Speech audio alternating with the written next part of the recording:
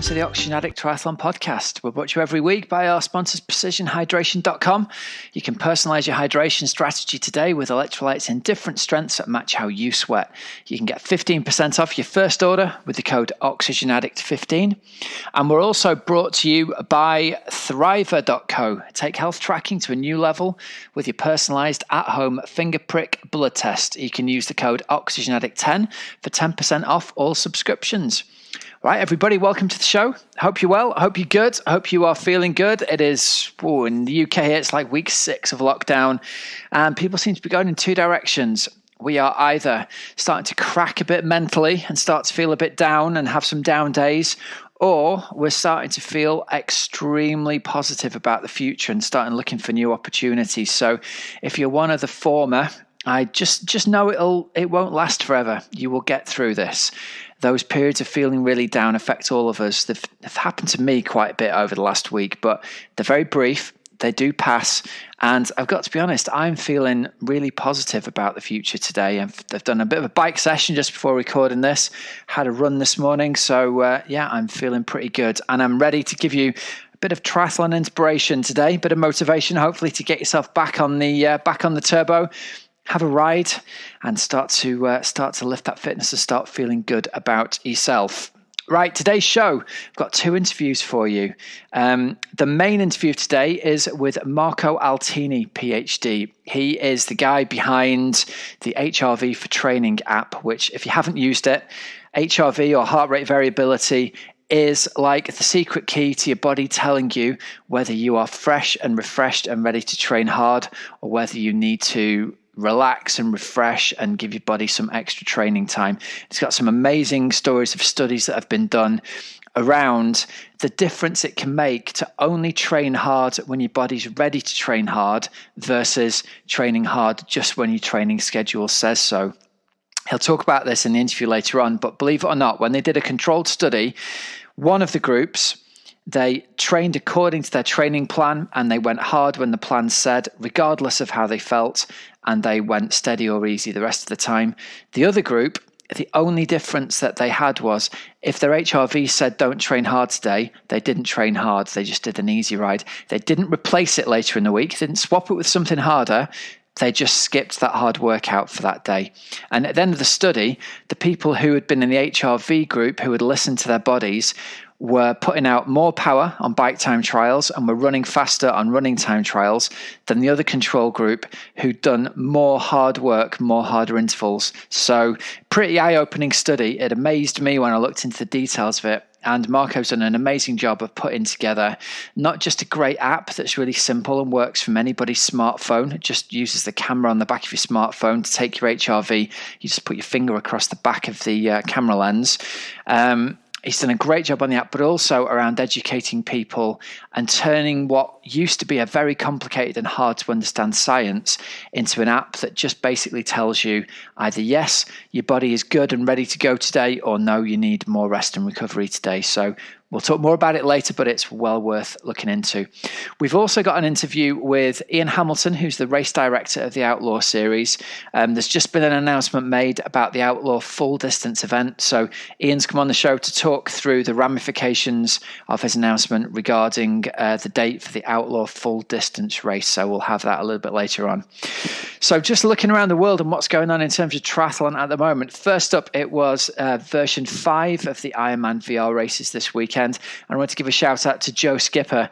Joe absolutely nailed it this weekend. I think someone posted an Instagram message to me this morning of his power file.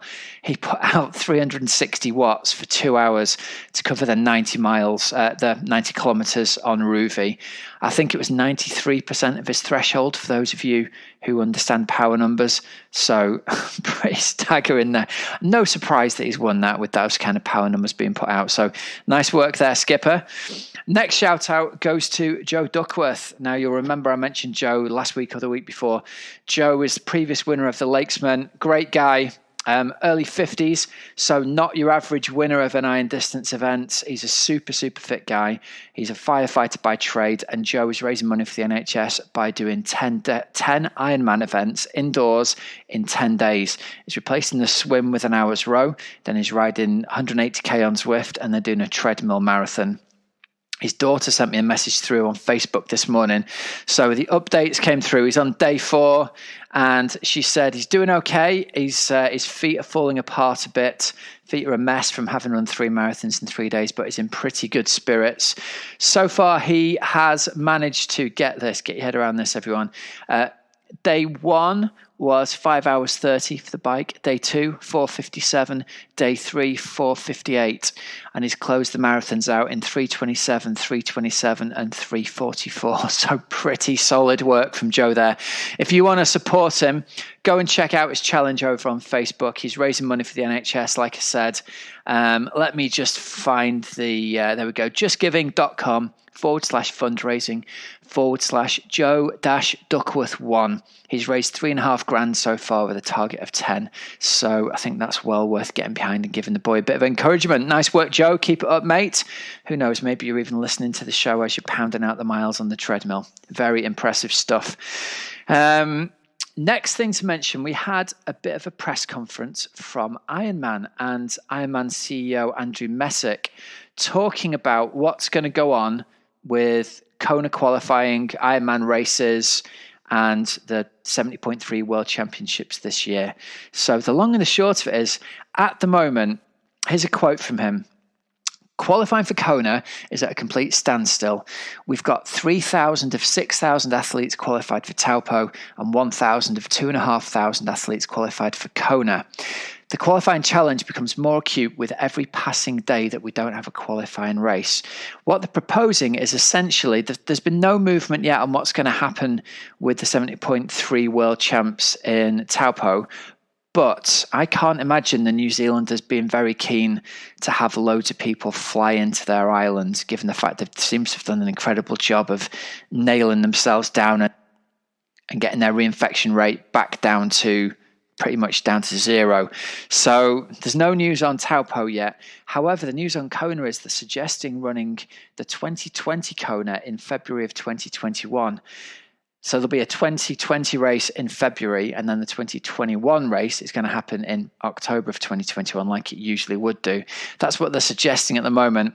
How that'll pan out in the real world, I don't know. I think it's an extremely busy time of year for tourists in February in Hawaii. But there's precedent for it. They held 2 races back in '82 when it first moved over from the Big Island. So who knows? Keep an eye on this one. And there's always the chance that they're going to run it in February and they're going to fill it with legacy athletes. So yeah, watch this space. Interesting times.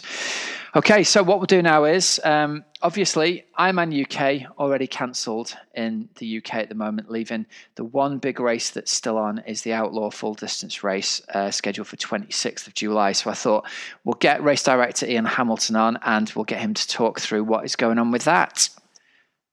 Okay, so we've got Iain Hamilton back on the show. Ian's race director for the Outlaw series.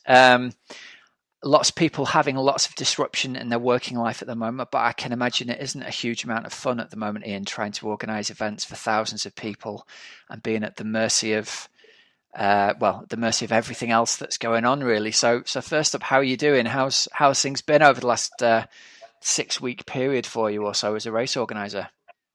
I think it's fair to say challenging. We've done. So I think this will be my 30th year as an event organizer, and obviously sort of 11th year, as in the Outlaw series. And somebody once sort of like said very quickly within a week or so, the pandemic that we're now in, it's never happened before. It's all a learning curve. We're going to make mistakes, but hopefully we will ultimately make the right decisions. And that basically sums us up as we are at the moment. We are still learning. Unfortunately, we're not doing any event organising. That's the downside, and that's what me and the team really enjoy doing. And so we're having to make decisions on when we cancel events, how we cancel events, what happens in 2021, when's the appropriate time to try and fix dates for 2021, whilst we've got no conclusive evidence that things might not be happening in a few weeks' time. Yeah. We're talking about May the 11th as being a date when we start to be unlocked, but we still have no idea about what's going to happen with mass gatherings and that sort of thing. And I'm now sitting on more committees and working groups than I've ever sat on before. And if it wasn't that our business is in serious jeopardy, then it'd be really good fun. It's a great learning curve. But the reality of the situation is, it's tough, seriously bloody tough at the moment. And so we have to make decisions now that we will endeavour to do correctly. They're going to affect us for 2 years, at least 2 years, if not 3 years before, from a business point of view, till we're back on the right track. Yeah. So far you should have had half Outlaw Nottingham, half Outlaw Holcombe, and the new half at Bowood have all been cancelled. And the event on the horizon at the moment is the full Outlaw Nottingham that's due to take place on the 26th of July, isn't it? That's right. I've got my dates right. Yeah. No, that's cool. So give us an update on what's happening, or your understanding of what's most probably going to happen with the full Outlaw Nottingham at the moment, because that's really your flagship full distance event, isn't it? Yeah. And so I think there's me as ever the optimist, and there's me with a reality hat on. From an optimistic point of view, I'm still looking at trying to put the event on. And there's a lot of talk about people have not done enough training and that sort of thing. So we've looked at sort of what other options there are. I see an opportunity, and there's no other full distance events potentially going to go ahead this year, certainly up until June, July, August time. So if Outlaw happens, then I think we need to put Outlaw full distance on. However, I'm realistic that might not create enough. We might not get enough athletes in that, and so I'm looking at the opportunity to actually do a half as well if we can, and how it works. And so some of the nice work that I'm doing is about getting permissions in place for that to potentially happen. So that's the enjoyable side, and that's me with my glasses half full, optimistic hat on. There's then there's the other version that sits on various committees at the moment about the future of the sport and things like that basically says Outlaw probably isn't going to happen. And so we've got to be realistic and give our athletes the opportunity, from my point of view, give the athletes the opportunity now to defer into next year. Because some haven't done any training, they're key workers, so they're working every hour God sends. And there are potentially some that have got the coronavirus as well. And so from that side of things, we obviously put out an email out that basically said, whenever you entered, whoever you are, you can go into next year. There's no, just to let you know, worst comes to worst, then that's what can happen. There are some people that, from a financial point of view, are in a different position, and so they want some money back. And so we've extended deadlines so they continue to get a greater amount of refund for the next few weeks, and hopefully that helps people. From my point of view, our costs aren't about medals and T-shirts and finish bags and that sort of thing. Reality is our costs are rent, Google adverts in 220, all of the things. So we've got a huge layout that's already happened that isn't going to come back. And so we're trying to balance things so Outlaw 2021 does exist, but also Outlaw 22 will exist. And it's quite, it's difficult, and we're trying to, we're very open. If people phone us now, the phone is actually sat on my desk. So we're people that do call us. It's been nice talking to an athlete, so I've got some really positive feedback, and so that's been good. But it's a difficult decision, not one that we've finalised, but we've explained our expectation is that very, very, really sadly, Outlaw probably won't happen this year. Okay. From a business point of view, obviously it's a totally unprecedented time. It's the fact that all of your events for an entire year could easily end up being essentially deferred into next year. What kind of a position does that put you in as a business financially if you're looking at effectively having to, spread 1 year's worth of income out across 2 whole years? I imagine you've got a whole load of staff on full-time wages as well. You've summed it up correctly. Literally, we will have 1 year's worth of income and 2 years' worth of expenditure. Will the business survive? Hopefully. Have we had to make some really horrible cutbacks, made some really decisions, and made some really decisions in the last week to ensure the business survives? Yeah, and it's horrible. It's strange because we're a business that people use us in their fun time there, and they will enter an event, and that's hopefully the goal. But it's their passion and it's their I guess it's their hobby. But the business that I run is a commercial business. It's been going 30 odd years. But it only takes what's happening now to actually potentially end it. There's no two ways about it. And we've looked at how can we downsize any more and still actually be able to answer the phones and answer emails and update our social media and that type of thing. Probably not. At this precise moment, we haven't got an ops team now. Unfortunately, the people that work in ops have to be furloughed. So yeah, we don't know, but it's certainly it's a 2 year calendar that we're now looking at to make sure that we've got events in 2021.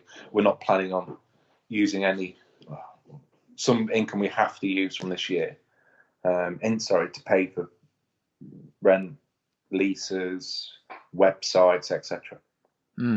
But all of our event costs will obviously be into next year. Yeah. Okay.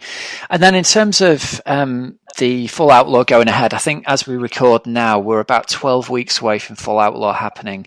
When do you, I know it's a difficult question to answer this, but have you got like a deadline in your head by when you're going to decide whether it's on or not or something like that?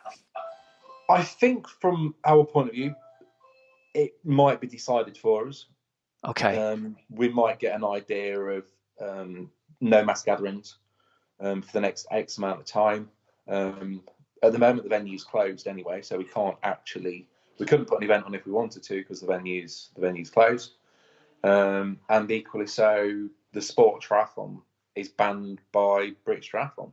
And that's until the end of June. So if that's happened, if that is extended to the end of July, well, then that means Outlaw won't exist either. Yeah.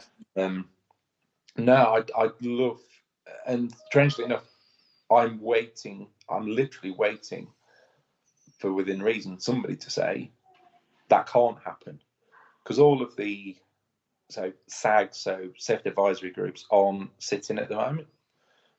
So I can't go to a SAG to get advice. From a highways point of view and road closures, there's no issues. There's no cars on the road, so they have no problems with it. Yeah. But looking at from a practical point of view, from an athlete's point of view, from a volunteering point of view, I wonder how it actually can happen. But there is the potential, and whilst there is the potential that it could happen, then I'm happy to push things forward because I'd like it to happen, and that's the thing.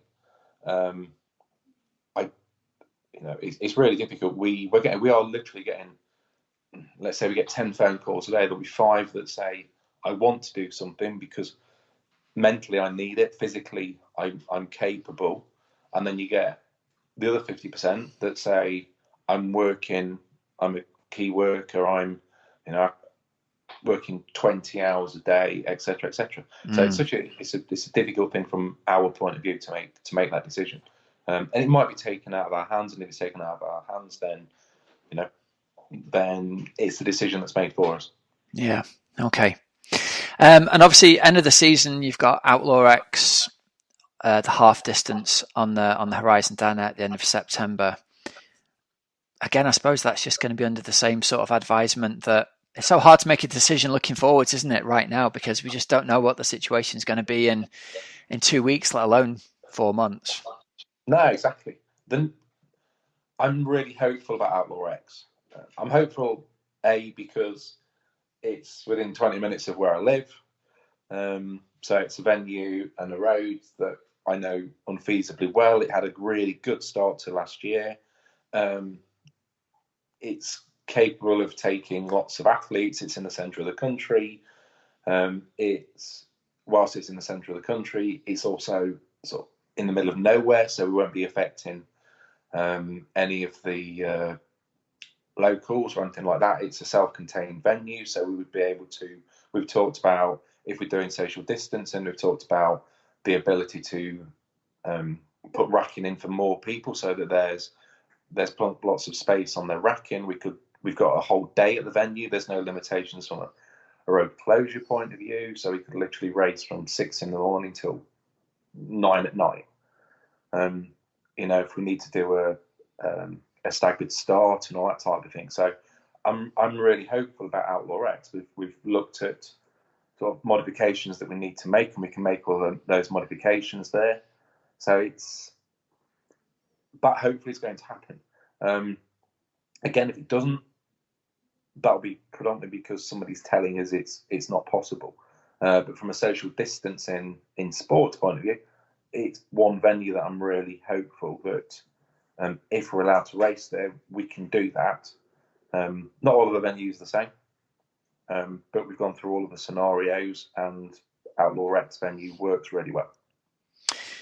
All right, well, that's a great update. Thanks very much. Fingers crossed then. It's a situation of lots of hope and reality laid on top of it. So we'll see what happens, I guess. Iain, thanks very much for joining us for the update on what's going on with the Outlaw. Thanks, Rob. All right, so at the moment, I guess it's really no news is no news is good news. I don't know whether that's the phrase I'm looking for. It looks like they're still planning on it going ahead, bar being told by the government that it can't go ahead, or being told by British Triathlon that it can't go ahead. My personal opinion is I think race organisers are in a sticky position at the moment, with the government moving in 3-week cycles and giving guidance out in 3-week cycles. It's impossible for race organisers, for anybody, to be planning that far into advance, and it makes it incredibly challenging for athletes to be training for an event like Ironman, where realistically you're going to need about 12 weeks worth of training to get from a half decent base of fitness to get yourself into a position to finish a race like the full Outlaw. Personally, I think people's hands are tied. From what I understand, if an organizer cancels the event, then insurance is invalidated, but then obviously they want to do what's right for the racers as well. We're talking about hundreds and hundreds of thousands of pounds. So on the one hand, I think it's easy to sit here and go, well, someone should just make the call and cancel the race. On the other hand, if there's hundreds and hundreds of thousands of pounds on the line, and it looks like the government or the governing body might cancel the race in a few weeks' time, you can understand why nobody wants to blink first, essentially. So will it go ahead? I don't know. I think in my heart, I feel it's unlikely that Outlaw is going to go ahead in July of this year. But it sounds like the entrants are getting free passes into the race in 2021. So that's a positive to come out of it, at least. Brings us on to Coach's Couch, really, and the idea of what to do about training for events this summer. And the advice I've been given to my athletes is this. It's to basically look at the reason why you're doing this event. I'm saying to a lot of our athletes, if you have the opportunity to suspend these races that are happening in the summer into next year, like you would with the Outlaw, that's my advice at the moment. Postpone it into 2021, when the world will look hopefully much more secure, and we'll know what's going on a lot clearer. If, however, for whatever reason, you're still planning on doing your race and it's midsummer like the Outlaw, 12 weeks or so seems to be about the minimum that I would recommend that it's going to take you to get from let's say you've been maintaining your base fitness with 3 bike rides on Zwift a week and one longer one of 90 minutes, you can probably go outdoors and ride 2.5, 3 hours without problems at the moment. And that gives you enough time to build over 12 weeks to get yourself into shape to finish your full distance Outlaw event. Similarly with a run, if you've been ticking over and your long run's an hour 15, you'll be able to ramp that up from an hour 15 quite sensibly over the coming 12 weeks to get to the point where you've run 2.5, 3 hours, a couple of weeks out from race day. That'll be enough to get you around with a sensible run-walk strategy. I think at this point, people need to be realistic and suspend hopes of doing personal bests this year. I think if you're going to go and do an event like the Outlaw, if it does turn out to be on, treat it like it's a celebration of the fact that you've got to do the training along the way. You enjoyed the training and you did it because you enjoyed doing the training, rather than sometimes feeling a pressure to have to do the training for the sake of getting out and doing the training, essentially. The guys I coach, we're roughly 50-50 split, I think, for the people who are entered the Outlaw this year. About half of them have said, I'm going to defer to next year. 4 or 5 have said, I'd like to be put onto a plan that's going to get me into shape to do the Outlaw should it happen.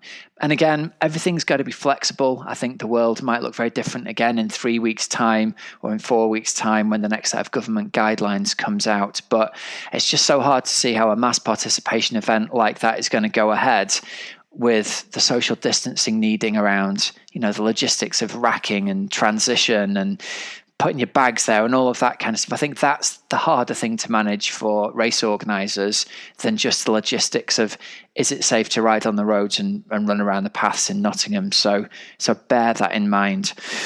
Now, going forwards into 2021, we've been getting requests coming through about coaching, and it surprised me, actually. Obviously, we didn't know what was going to happen with the whole coaching industry.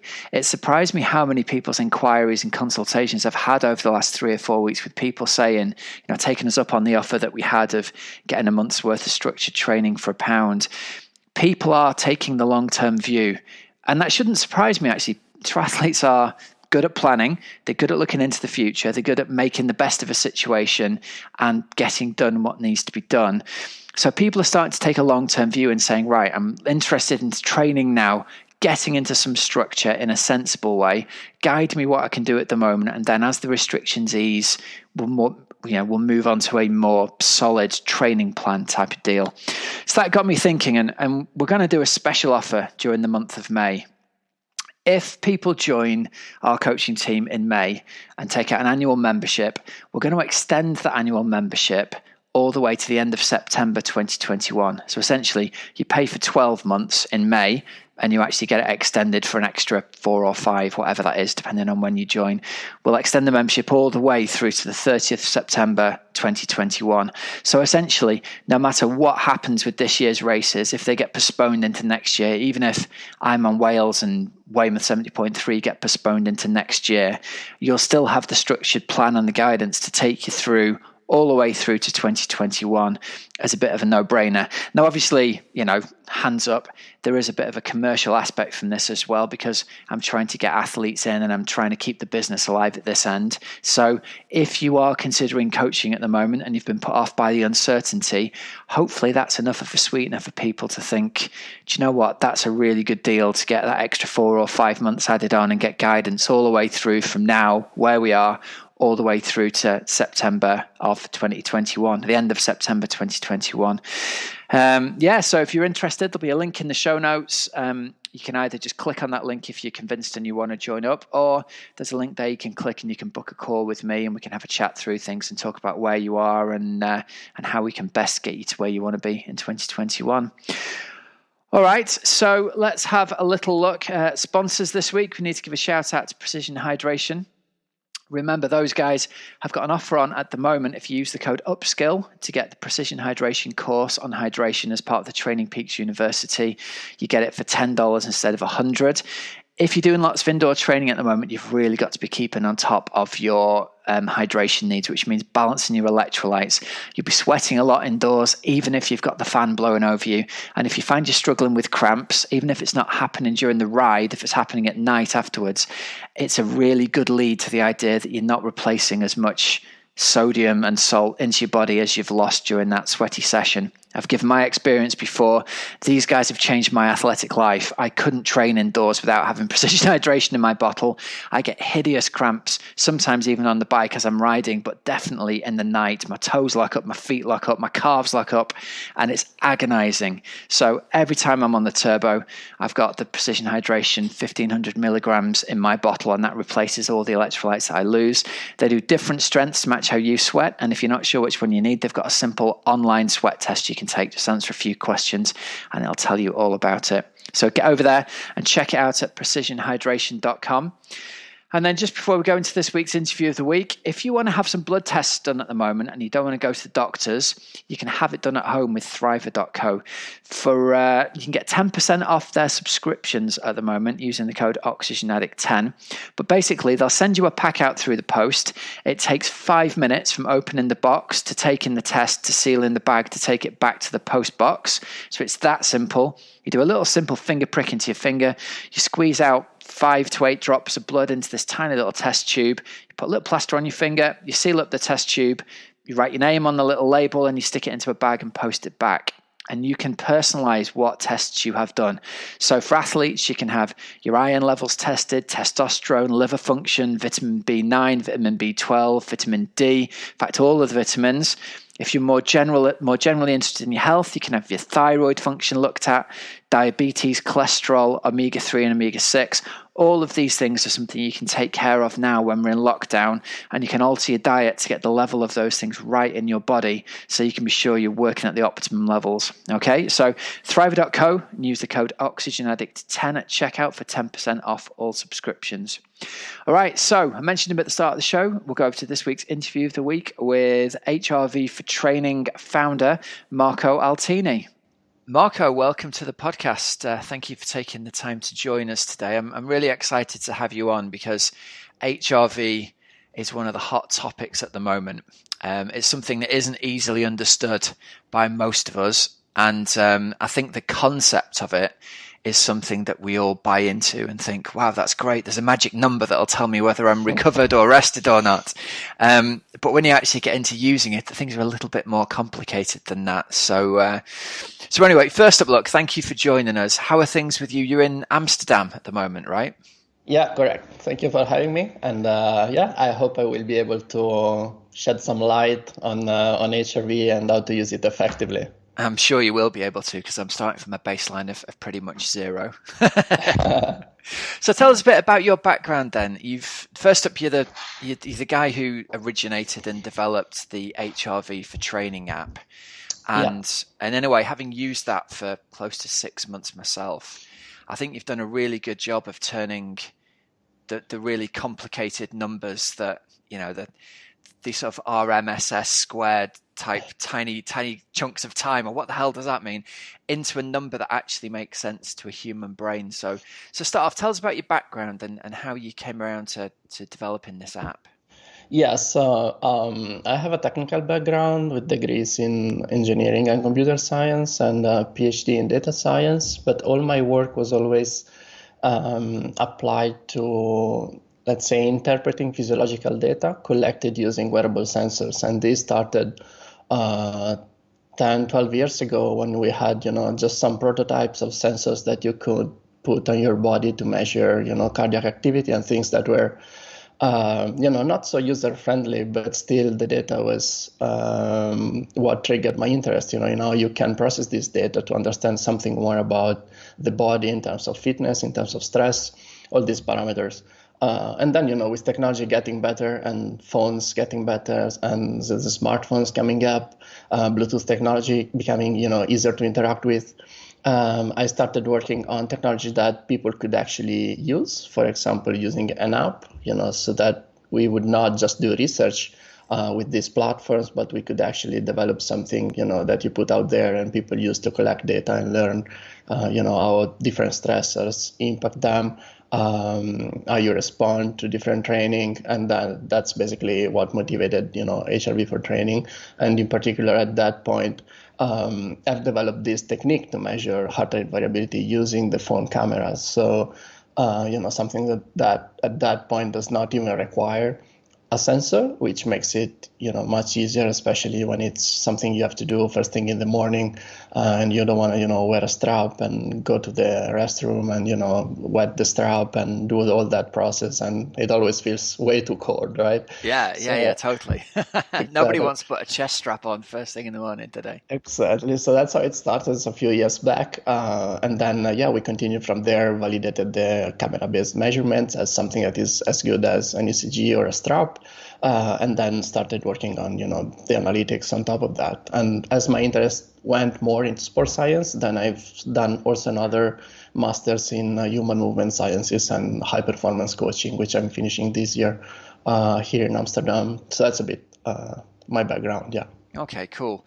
So there's a lot to dig into there. Let's kick off firstly then. At its most basic level, what is HRV? How would you describe it to athletes, and why is it important to them? Yeah, so HRV, basically refers to a way to compute the difference between heartbeats. Let's talk about why that's important. So basically, this is the most effective and non-invasive method that we have to capture stress. And this is simple because, the autonomic nervous system and, how your body responds to stressors is something that regulates heart rhythm. So, the autonomic nervous system responds to stress, and it changes your heart rhythm in response to these stressors. And that's what we measure, your heart rhythm. So by doing that, you understand how your body responds to various stressors. And that's, I would say, a bit of the basic principle here. As your body doesn't really know if, your stressor comes from training or from some other stressor, which might be, due to lifestyle or some psychological stressors. All stressors affect the autonomic nervous system in a similar way from this point of view. Yeah. And that's why, these metrics then become relevant because you capture this overall marker of stress. Okay, so I'm going to give you my basic understanding of this, and I want you to tell me whether I'm right on it. So our heart doesn't beat in a regular rhythm. There's tiny variations between each time it beats. And now let me get this right. The more stress you're under, the more regular your heartbeat gets. Perfect. Is that right? So what your clever little app does is it measures the variability between each heart rate, and that's a really accurate measure of how much stress you're under. Correct. Okay. And so, when I started looking into this, firstly, I remember looking into it about 4 or 5 years ago originally with another coach who was really into it, and I just couldn't understand the data, the measurements and the tiny, you're talking like 0.0001 of a second in the variation. And I was looking at it thinking, firstly, I'm too stupid to understand this. And secondly, it just looks too complicated to have any sort of meaningful impact on day-to-day life. And I almost kind of put it on the shelf and went, I'll think about that later. And then luckily you've come along and you've turned it from what looks like a very complicated science into something that my very slow little brain can understand. And instead of getting a readout from the app that says, this is how variable your heart rate is, you just get a number out of 10. And so I wake up in the morning, I get my phone, I stick my finger on the back of the phone on the camera, and that's all it takes. It's 1 minute of having my finger over the back of the camera phone, and it gives me a number out of 10 with a decimal place where a higher number is less stressed, more recovered, more ready to train, and a lower number is the opposite of that. And it gives me a real good reading as to whether or not, basically, I'm ready to go, I'm ready to train, I'm ready to train hard or long every day. Is that about the right sort of layman's terms? Yeah, exactly. I think, there are different points here we can talk about. I think we made a lot of progress in terms of, days of use of the technology. So obviously, in the older days, maybe you had to go to the lab, or you had to use, some equipment that took like several minutes to take a measurement and things like that, and then would give you, a series of HRV numbers. That's also something that is always misunderstood because, HRV is is let's say this variability between beats, but then you can quantify it in many different ways, right? You can get a whole bunch of what we call features, or basically just numbers that represent your HRV. And I think in the past 5 to 10 years, the sports science community kind of settled on one of these, which is a clear marker of parasympathetic activity. So, again, of a branch of the nervous system, which is the one that represents better recovery and rest. And that's why, a higher value is associated to a more rested state, or a state in which, in theory, you're, ready to perform, because a higher value means more parasympathetic activity in this case. So it starts from there, from the fact that finally we decided that, okay, this is the feature we're going to use, and this is how we represent HRV. And I think at this point, many different products start from there, which is good, because, we don't all use some sort of different metrics as it was done in the past, or it is often done in research, but things are way more consistent. Yeah. And then, we start from that number, and we just make it a bit more user-friendly, but it's just a transformation that allows you indeed to get something in the decimal scale, because we are human beings and we like that. So it makes it much easier. Yeah. So, and that's a starting point. And then the other point that is important is how you use this number, right? Even just on a day-to-day basis. How do you interpret it? Because again, in the older days, maybe we just could not measure every day, right? We would measure maybe before a training camp, or 3 times during the season. And I think that's not really an effective way of using these metrics, because this is not a VO2 max test or a lactate threshold test, something that you do to track progress. This is really something you use to track stress continuously as a sort of feedback. You want to act on this feedback continuously, and then what you optimize in the long term is not HRV itself, but its performance. So by using these tools daily, now you get a much better idea of, what are your daily scores this week, how much these scores change specifically for you. And that way it's easy when you have a score that is particularly low for you to understand that there is just more stress in this moment for you. And then you can make changes to adjust for that additional stress. Yeah. And that was something that I think I've learned over time as we've been looking at groups of our athletes who are using it. Originally, first up, well done on coming up with a decimal scale out of 10, because it makes it so easy to understand. If you've got a score of 9.8 and 9.7 and 9.8, and then the next day it's 7.3. My brain can look at that and just go, oh, well, that's obvious then, in a way, whereas in previous versions of looking at HRV, it just wasn't as obvious, was it? And I think your app does a great job of, especially if an athlete, we can get them to measure it daily, every day. You can get a really nice track across time, and it becomes really obvious where their individual normal everyday range is and where one of their big drops happens. Yeah. And I think that's something that took me a while to get my head around, that it's kind of different for everybody, and everybody has a normal level of their variability between an upper and a lower range. And then when it drops really low, it becomes quite obvious it's outside of the normal range. Whereas again, initially looking at it day by day, it can be quite hard to sort of see the picture from above, can't it? But the athletes we've had who've used it they found it really, really useful firstly as a backup. It's very often been a kind of, do you know what? I woke up this morning, I'd had a terrible day yesterday at work. I was really stressed out. I felt really crappy this morning. And when I took my HRV, it had dropped by 2.5 points. So I decided to do an easy training session rather than a hard one. And it's almost like it's a quantifiable piece of science that gives them permission to back up what they already know, which is, I'm not up to a hard training session today. Yeah, exactly. I think, the fact that you can get some objective feedback, I think it can be useful on, at various levels, especially I think in the context of being just a bit more aware about stress, and indeed understanding when it's time to slow down a bit. At the same time, it can be useful, when working with athletes, as, just something you can use to start a conversation, around what is going on, right? Because maybe you have a plan and everything is going well, and then at a certain point you start seeing values that drop, particularly showing that there is stress. And, as a coach, you might not know everything that is going on in the athlete's life, but, then you have something that you can use, to try to dig a bit deeper and see what is happening, and then use that information. Yeah.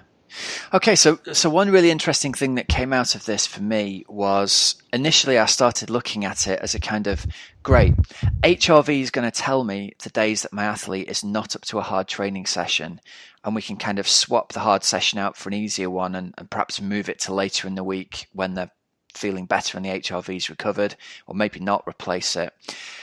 And that's great. I think that's a very sound principle. But the other thing that's been really noticeable with this is I assumed that training was going to be the major thing that was going to affect HRV, and almost would be looking at it and it's like, yeah, sleep and stress and family arguments, they all play a part, but it's how hammered they are with training that's the most important thing to how they respond to training. But it looks from the HRV readings that actually all stress is stress, and work stress, life stress can have just as much an impact on an athlete's ability to do a hard session as training stress can. Yes, certainly. And, if you think especially about, good athletes, or athletes that are really used to training daily and to sustain decent volumes of training, at that point, the training stressor is not even the bigger stressor. When everything is going fine, you expect their physiology to be perfectly normal, even if you do, a hard block of weeks of hard training. Still, if that's what you do because, it's your job, or simply because you are used to it and you've done it for many years, you want, things to be in your normal. You expect physiology to be normal. You don't expect necessarily any drops in your HRV. But then when other stressors come in and, they have a role in in what's your capacity also to handle additional stress, and then you could see drops there, and then that's something that is typically a warning, because again, our capacity to handle stress is limited. So if you put the typical high volume, high intensity training of good athletes together with all other stressors, then you get in a situation in which again your parasympathetic system is impaired, and you are also at higher risk of all sorts of issues, from just burnout to overtraining to injury, because you're just your body is not handling stress well anymore at that point, which is again why these markers of stress are useful, because you capture really the full picture and not just training related stress, because otherwise you already have TSS or everything that you need, right, to quantify training. I think that's where it comes in, is that you put it together with these other metrics and to see how an individual responds to that. Yeah. Now, one thing that I found really interesting when we talked before, you mentioned a study where two groups of athletes were compared. Do you remember telling me about this, where one was entirely led by HRV? Will you talk us through that study? Because I think the athletes listening to this will find that fascinating. Yeah, exactly. So there's two separate studies, one in out of Finland and one in Spain, one in runners and one in cyclists, in which both of them, in both of the studies, the goal was to test HRV guided training in the context of performance. So these two groups, one group would follow regular periodization. So in any case, they would have a plan consisting of some hard sessions and some easy sessions, as we all know. And the other group would actually have the same plan, but would make adjustments based on their HRV. And in particular, when their baseline HRV was outside of what's their normal values, as you talked before, like this sort of band of where your physiology is expected to be on a day-to-day basis based on your historical data. If when your baseline is outside of this, for example, it could be that for a couple of days you had very low scores and there is a lot of stress on your body, and it might not be an ideal moment to put a lot of intensity in a workout. So that's exactly what they did. So in this case, when the baseline was outside of normal, they would just scale down the intensity. So if they had a hard session, they would say, okay, let's just do a moderate session. If they had a moderate session, they would do an easy session. So that's what they did basically in both studies.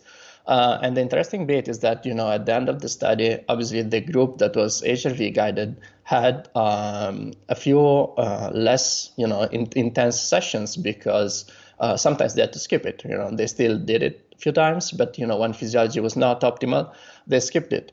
And yet, both groups, in the cyclists and the runners, the HRV guided had better performance at the end of the study. So I think this is, a good insight because it tells you that it matters when you go to apply a certain stimulus, and it's not just the plan, but also when your body is ready to take, that kind of stimulus and adapt to that in a way that is positive in the longer term in the context of performance. Yeah, and I think that the jumps from memory, it was something like the running group had a 5% increase in their performance, and the cycling group, and that was over, the cycling group had a 40-minute time trial, didn't they?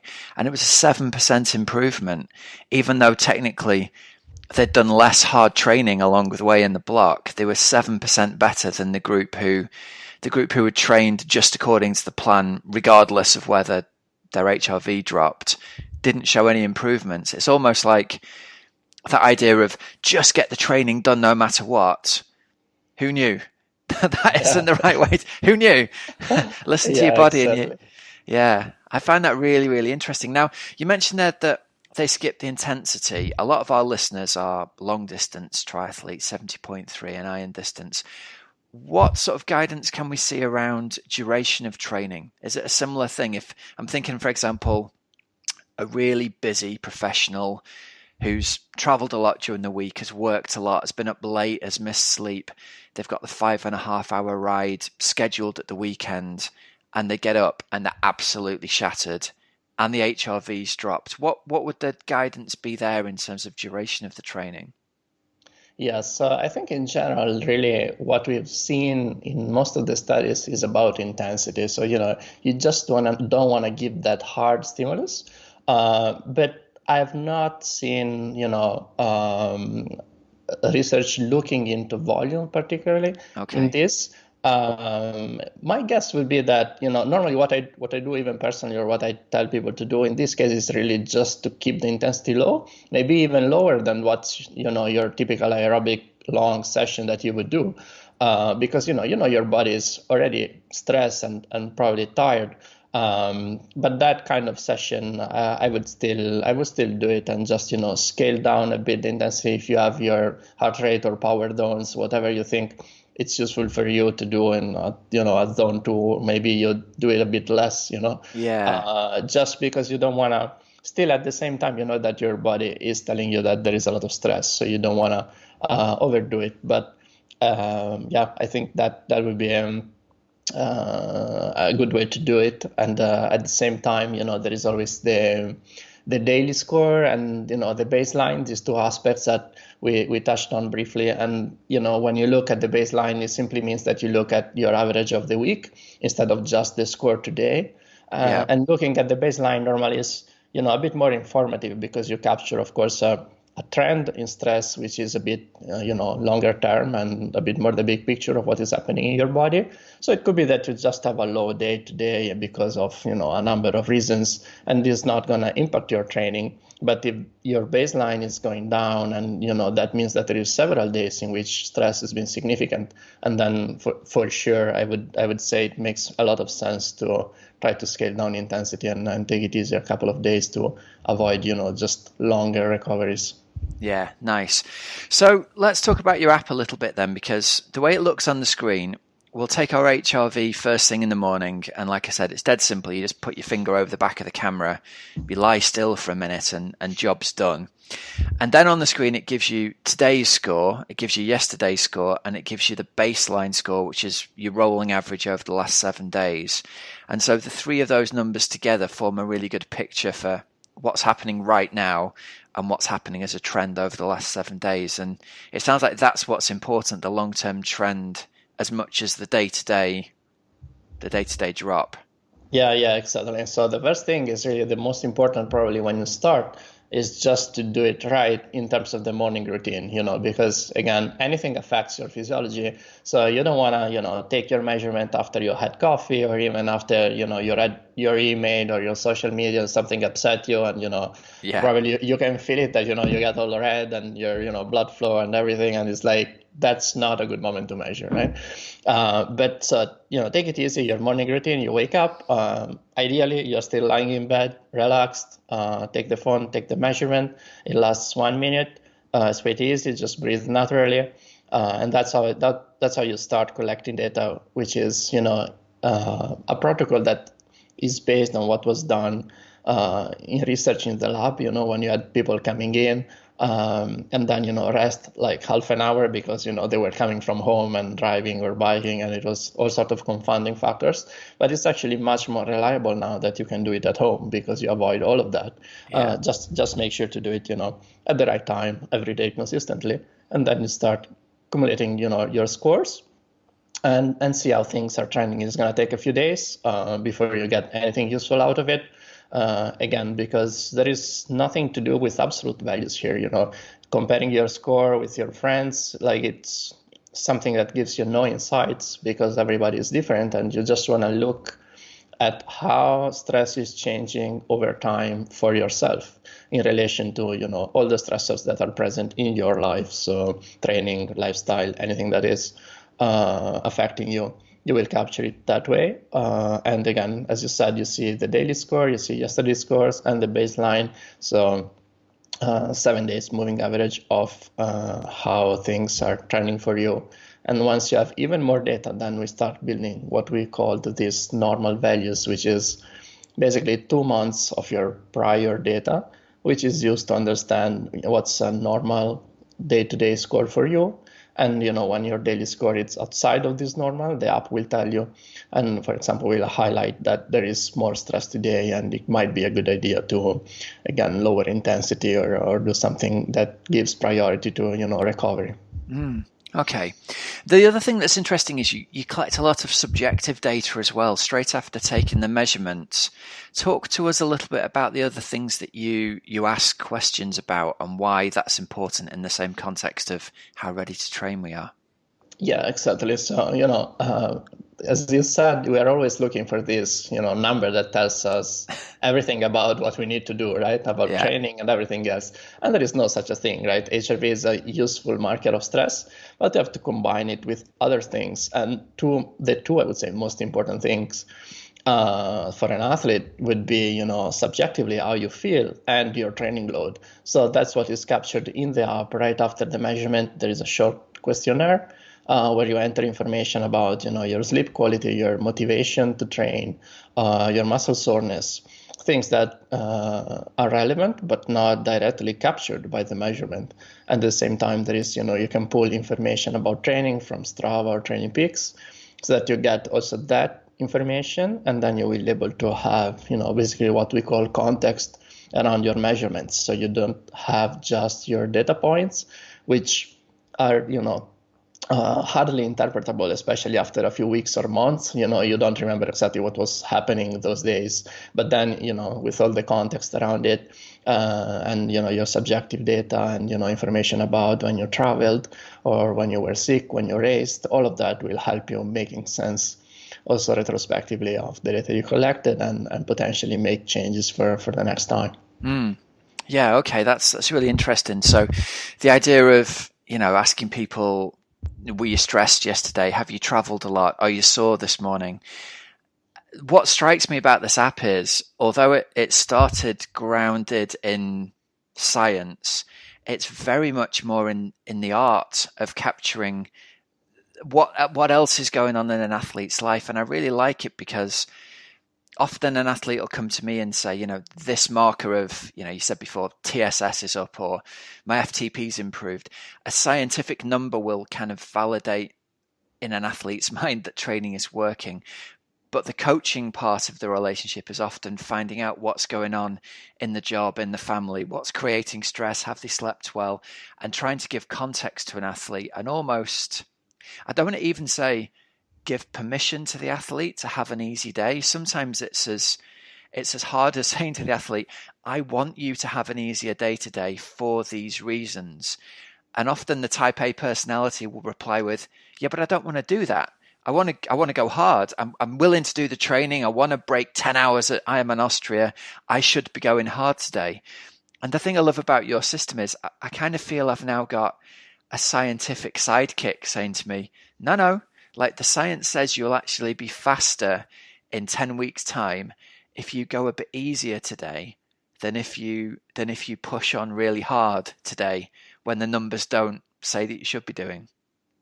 Yeah, exactly. And I think, it's sometimes it's difficult just to quantify these aspects, right? Especially as you say, type A personality, and you want to always go hard, but we all know that then it never ends well, right? That we have all the stories about, overtraining and burnout of athletes and, CEOs that were, on top of their game, and then something happened. So I think what this information can do to start with is just provide a little more awareness, understand a bit better if there is more stress or not for you, and, how that affects you, and then indeed potentially make changes which can benefit you in the longer term. Yeah. Okay. So we've talked a lot about how you can use your app with any smartphone to measure HRV. There's a couple of other options out there that people are given. I've just got an athlete who uses a Whoop strap, which pretty much tracks heart rate the whole time. I know a lot of athletes are using Garmin's, and Garmin have got a kind of, although they don't call it HRV, they do a kind of rest and recovery score type thing. What are the drawbacks and positives of those other systems that people might have access to straight away? Is it a case that sort of bad data is worse than no data? Yeah, I would think so. I would say that, it's HRV is something that is easy to mess up. That's why it's also there is so much confusion around it, and also why it took like 50 years for this to find some adoption, right? Because it's nothing new, right? We did not invent anything. It's all based on things we knew already a long time ago. But it's just a bit easier to do. But at the same time, it's still easy to mess it up. As I was saying before, you have to do the measurement first thing in the morning. The other valid option is to do it during the night. So, you mentioned the Whoop. There is also the Oura Ring. These devices that measure during the night, I would consider them valid devices because, that's a good time to capture this baseline physiological stress that we are interested in. Same thing as the morning measurement that you can do with our app or with other apps like the Elite HRV app, for example, which you pair to a sensor like a chest strap, or they have also a finger sensor that you can use. Those are all good methods. In terms of wrist-based devices, which you can pair to an app, there are more limitations. I think the only sensor I found that was as good as a chest strap was this Scotch Rhythm 24, which is used also for working out. You place it on the arm, and that's about it. Some other devices, I think they might also be doing it right, but they're not maybe very transparent about what is happening or when it is measured or when it is what is it compared to with, is it compared to your data now compared to your night of data, or is it your data now compared to your previous day's data? Like sometimes you just don't know what is happening there, and then I think it's a bit difficult to use that information to adjusting or guide training. For example, I'm not sure how it is working in the Garmin devices, even though I know that they have a few features linked to this. Also this new sort of battery level, I think they call it, like body battery sort of feature related to stress. So, I'm sure there is some solid science behind that, but sometimes it's a bit difficult to understand exactly how it is computed, and then I would not generally advise to rely on something that we don't know exactly how it's working, just because then you're a bit blind to whatever they're doing, and then they send an update and it's different because the feature always changes, and then you don't know what you're doing anymore. So just try to use something that exactly what it's doing, or you can ask the company and they can explain it to you. But in general, I think the most important thing about the measurement is really just to do something that can do it either in the night or first thing in the morning, and that has been validated, to be an accurate measurement of HRV.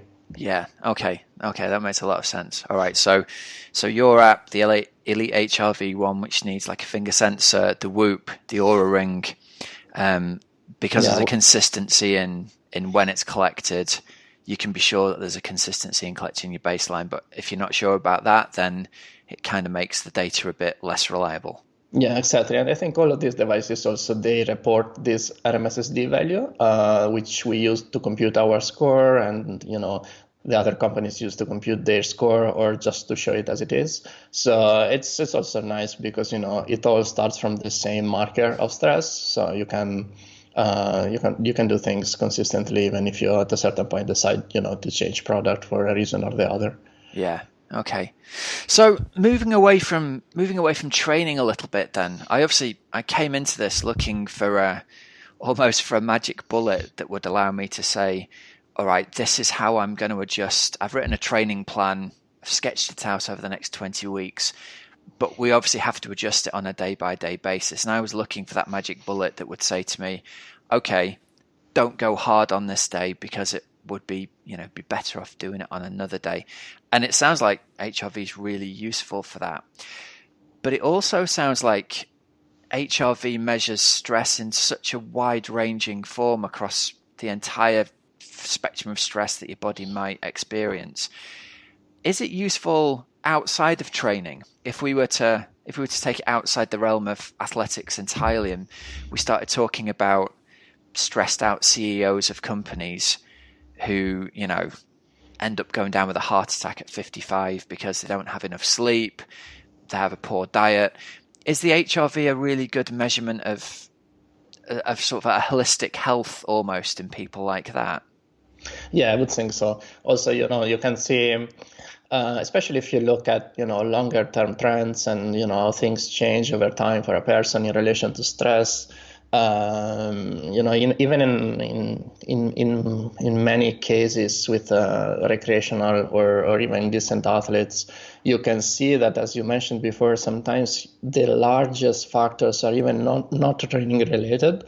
So, Okay. You have other stresses in your life, things that worry you a lot, and you see that that sort of chronic stress develops over time and your HRV is lower and lower. And as a matter of fact, there is, this technology is used in so many different applications, as we have other apps that are like research versions, for example, that basically allow you to do the same simple measurement, but there is no training infrastructure around it and no interpretation. Is really for research studies, and collaborate with all sorts of scientists working on psychological stressors, addictions, all sorts of factors that impact your physiology are relevant. The challenge there, I would say, from the point of view of the business, of having products that work in that space, is just that it's a bit more difficult to have the same kind of motivated individuals that would do this every day. Like the athletes from the recreational to the elite, they are really driven by their training and their objectives, and they want to improve, and they will wake up and take their measurements. It's a bit more difficult in other situations, or it could be just that it's more complex to have someone sticking to the routine and then capturing the data in a way that you have enough consistent measurements that you can actually use them to make useful adjustments. Because again, I think we've moved away by now from the older way of doing it, which was like isolated measurements far apart in time. Now you really want to do this daily so that you understand what's happening to your body in relation to various stresses and make adjustments, which again would work with in response to any sort of stressor, not only training. Okay. And okay, so if we're accepting that HRV is a really good measure of the stress that we're under, can we reverse engineer it and sort of come up with a couple of things people can do to, like, what would be the biggest impact on somebody's body and HRV to get them back into optimal shape, ready to train, or just not to be under stress? Is it sleep? Is it diet? I mean, for example, what effect does a couple of good nights of extra sleep have on somebody's HRV? Yeah, that's a great question, actually. I think that's highly individual, but for sure sleep is one of the largest factors. Okay. And again, it doesn't mean that you have a poor night of sleep and then you cannot do anything, right? Again, there's people that can handle that very well. There's people that can even go a couple of nights with poor sleep and then still physiologically nothing bad happens, let's say. Or you can have people that just one poor night and their skull is very suppressed and it's already good time to try not to overdo it that day. So I think the data also gives you an insight on how a particular individual would respond. So that's a good starting point. And then, as you mentioned, diet and any other factor will have an impact there. Okay. And does drinking alcohol have an immediate noticeable effect or day after effect on your HRV? Yeah, for sure. That's probably one of the largest acute effects. When we talk about these acute stressors, it just means the stressor that, has an impact in the next 24, 48 hours. Yeah. And alcohol is one of the largest. Same as getting sick, those have like such a large effect on your physiology that it's one of the things that you can most easily capture when you do your daily measurements. And it makes you think a bit, wow, that's such a difference. It's like way worse than, those 3 weeks of high intensity training I did. So it makes you think a bit about, in terms of resting heart rate, even just, you don't even need to look at HRV, but your resting heart rate is highly elevated by, I would say excessive alcohol consumption, but without going crazy. Doesn't mean if you have, a glass of wine or a beer, you might have zero impact on your baseline physiology. But if, there's one too many, I think that you can capture that quite easily. Right. So one beer, one glass of wine, not really a big deal. 2 or 3 beers or glass of wine, big deal. It affects. Yeah, exactly. Right. We had some data also from a user that shared this, that he analyzed his own data in response to this. A good athlete also, 2 hours and 25 marathon runner, and he's like 47, so, not bad. Wow. And he travels a lot for work. He's like also very busy professional, and he put together this slide of when he has like maybe 2 or 3 glasses of wine instead of one. And you could see that the HRV is exactly the same when he has 1 glass, but there is a clear suppression in the other situations. So, it gives you also an insight on how you handle that. Right. Wow. Okay. I don't think people are going to like listening to that answer, but I guess science is science. Exactly. Just don't measure the January 1st. It's just the day you don't want to measure. Yeah. So once an athlete's tracking their HRV regularly, what are the top couple of sort of simple, actionable things that they can do with the data to optimize their training on a day-to-day and a week-to-week basis? So I think the first one is really this idea of scaling down intensity on days in which your scores are suppressed. But I wouldn't start just with that. When you start, I would really just look at the data. Understand how you respond as an individual to what you're doing. I think there is a first phase which I would call like sort of an awareness phase. And you learn a bit about how you handle the different stressors, training. Again, alcohol or whatever it is, traveling, if you have, someone that used to travel a lot before the world changed and things like that. So you look at all of these things and you see how your body responds and you learn something from that for sure. And then when you want to start implement changes, I would say the first thing is, to learn to scale down intensity a bit or to give priority to recovery in general, not just with training. When data is suppressed and there is a sign that there is more stress on the body, because that's probably not a good idea to add significantly more stress at that point, which again would just impair longer term recovery and performance. Yeah. Okay. And so I guess the big takeaway here for me has been, I love that study you sent through that just showed, look, if we get 2 controlled groups, the only difference between them is one of them follows a rigid training plan and the other one simply reduces some of the hard work that they do on the days they're not ready for it. That group that does less improves more. Simply, that suggests that hammering your body on a day when it's not ready has a negative effect rather than just like a just like a no effect, actually holds you back, doesn't it? Yeah, exactly. And if you ask me, like, even if you were not to see a performance improvement in this study and they would perform the same, still you've gained something because you did not do all that training that would actually lead to even no improvement with respect to not doing it, right? So it's just, you just put yourself at higher risk of, all sorts of things, from injury to overtraining, and then for no gain, just because we all know that periodization and all of that is important to provide the right stimulus at the right time, but the right time might also require to understand when your body is ready to stimulate that stimulus, regardless of the fact that you scheduled 3 easy days in a row, right? It might be that still your body is not ready yet, and that's individual. Yeah. And I suppose this is especially important at the moment, and at this time of pandemic, and everyone's trying to manage the life as best they can, and probably are under a lot more stress on a day-to-day basis.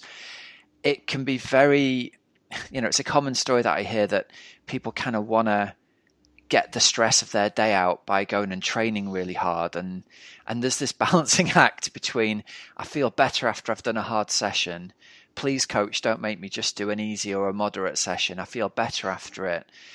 What can we learn from using HRV at the moment, particularly, do you think, to help people, either not get sick or just to manage the training through this period? Yeah, I think that's very typical, and it's difficult. At the same time, I think it gives us again an insight on how also we are handling this situation. I've seen it also in our data here. We had weeks that particularly down, locked down inside, and you don't go anywhere. And it affects your physiology, and maybe it's a good idea then, to do your training but not go crazy about it. And you can also do your intensity, but again, maybe you do a bit less, less reps or shorter reps. You can do a lot of things still to get maybe that mental benefit, even without really, getting your body in trouble, let's say. And as an overall marker of stress, I think this can help us also balancing things, especially as you pick up training again. Maybe now a few countries are opening up again. People can, even in Italy next week, people will be allowed, for example, to train outside again, not just within 100 meters of their home. So, a lot of people will go out and do crazy things. And it's probably a good idea then, to look at the data and see, now everything becomes again a novel stimulus that you're not used to, because it's going to be, again, higher volume and higher intensity with respect to the very low levels of these weeks. So, check how you respond, and, maybe take an extra day off between sessions and things like that. I think the tools can help you balance things a bit better. Yeah. And I think that's a real danger that we don't necessarily consider so much here in the UK, because relatively our sort of, in inverted commas, lockdown has been so mellow compared to places like Spain and Italy, where people have literally not been allowed to go more than 100 meters from the house. I suppose the danger is in those countries, like you say, people are just going to be so pent up and ready to go. It'll be like, the first day I'm allowed out the door, I'm riding 100 miles. Yeah, most likely it's going to happen, and we will not be able to stop them with this podcast. Yeah. Well, maybe that they start tracking HRV now, and then it gives us something extra to help moderate the danger to themselves aspect, as much as I just need to get outside and do something fun and crazy again. Yeah, exactly. I mean, the worst thing that can happen is that you get injured now that you can be outside, right? So you still want to take it easy. We still want to train so we can train again tomorrow. Oh, that's brilliant. Yeah. All right, so listen, let's wrap this up, Dad. Just giving you a bit of a plug for your app. Then tell us where it is and how easy it is to get hold of and where we can get it from. All right, so you can find information on HRV4Training.com, and it's on the Apple Store and Google Play, so easy to find. Allows for the camera-based measurements, so normally you don't need anything else, any hardware. Provides a lot of insights on aerobic capacity and all sort of let's say training derived metrics that could also help you track progress with respect to your physiology and your capacity to handle stress. And there is a lot of information on the website, short guides, blog posts, and we are also available, via email. If there is any questions or any doubts, we can try to help. Awesome. Hey, well, listen, I just want to end by thanking you. I think what you've got here is you've got a really great product. The athletes that we've had a group of about 15 of them from the guys I coach, not sort of trialing it, but using it on a day-by-day basis and feeding back. And all of them have got something positive from it. All of them have found that there's days when it's guided them to back off on days when they otherwise would have pushed forward. And I think you've done a great job of turning it into something that's very complicated and turning it into something that makes sense certainly for my simple little brain, and gives us extra guidelines to help people train safer and to train in a more efficient way. So yeah, thanks very much, man. Thanks very much for your time. Thank you. Thanks a lot for having me. Cheers, buddy. All right, guys, I hope you enjoyed the interview. I think Marco did a great job there of explaining HRV and why it can be so useful for us. And his app, again, HRV4Training, you can find that on the App Store and the Google Store. It's only about 10 quid, and I think it's £10 really, really well spent. The really interesting thing for me to take away from that was scientific studies backing up the idea that not only is it not worth training hard on days when your body isn't physiologically ready to train hard, it's actually gonna, in the long term, it's gonna make your performance worse than training easy on those days. It's not like it's a net nothing. If you don't listen to your body and you train hard on the days when the markers are saying don't train, you're gonna be doing worse in your races down the line than if you did no training at all. And that's something that I've often suspected might be the case, and it's amazing to get the science to get that backed up. And really, on the one hand, to give people permission to go easy when they're feeling tired, but also to sort of make it really clear and plain to people, it's necessary to do that. You're not doing yourself any favors by forcing yourself up at 4:00 in the morning and sort of making yourself get it done, smashing yourself at a time when your body isn't physiologically ready to do it. There's a smarter way around this. And if you use the smart way, you're going to be faster come race day. And who knows, you're going to have a more balanced life. You're going to have a healthier body because of it as well. All right, so listen, that brings us to the end of this week's episode. I hope you've enjoyed listening to it. Thanks very much to our sponsors. Some bonus discounts here for you. You get 15% off your first order with Precision Hydration with the code OxygenAddict15. You can get 10% off all subscriptions at thriver.co with their at-home personalized finger prick blood test. Use the code OxygenAddict10 there for 10% off. And if you're looking for triathlon coaching, remember we've got that special offer on at the moment where if you join anytime during the month of May and you join as an annual member, we're going to extend your membership all the way through to the end of September 2021. So that's like an extra, 4 or 5 months, something like that, depending on when you actually join. So that makes it tremendous value. And it also helps you plan all the way through to the end of next season. And perhaps I'm thinking, that's something that you can do for yourself right now, is look at the long term, plan all the way through to the end of September 2021. That'll make it a lot less feeling like we're missing out on 2020. Reset your goals, reset your targets, and look at it as like a 15 or 16 month plan lead into those events next summer 2021 when hopefully things will be back to normal. So remember, there's links to all of these in the show notes so you don't have to remember them. Until next week, have a great, safe training and racing week. I'm Coach Rob Wilby, and you've been listening to the Oxygen Addict Triathlon Podcast. See ya.